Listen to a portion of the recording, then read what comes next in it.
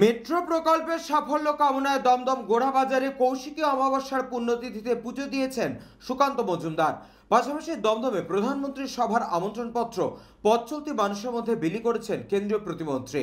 Jessore road metro station থেকে yellow লাইনে নোয়াপাড়া বারাসাত, নোয়াপাড়া থেকে জয়হিন্দ বিমানবন্দর স্টেশন, অরিজিনালি নিউ গড়িয়া বিমানবন্দর রুটে হেমন্ত মুখোপাধ্যায় স্টেশন অর্থাৎ রুবি থেকে বেলেঘাটা স্টেশন এবং গ্রিন লাইনের সেক্টর 5 থেকে হাওড়া ময়দান এসপ্ল্যানেড স্টেশন থেকে শিয়ালদহ স্টেশন অংশে মেট্রো চলাচলের আনুষ্ঠানিক সূচনা করবেন প্রধানমন্ত্রী নরেন্দ্র মোদী।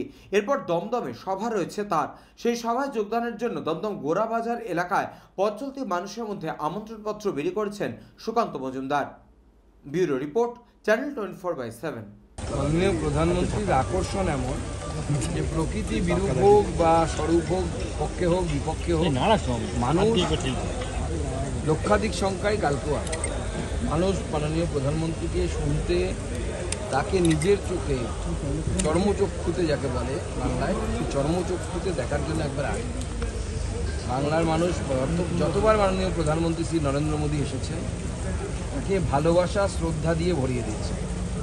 বাংলার মানুষের প্রতি মাননীয় প্রধানমন্ত্রী শ্রী নরেন্দ্র মোদীর স্নেহ আছে যেমন, সেরকম বাংলার মানুষেরও মাননীয় প্রধানমন্ত্রী শ্রী নরেন্দ্র মোদীর প্রতি স্নেহ, ভালোবাসা এবং শ্রদ্ধা আছে।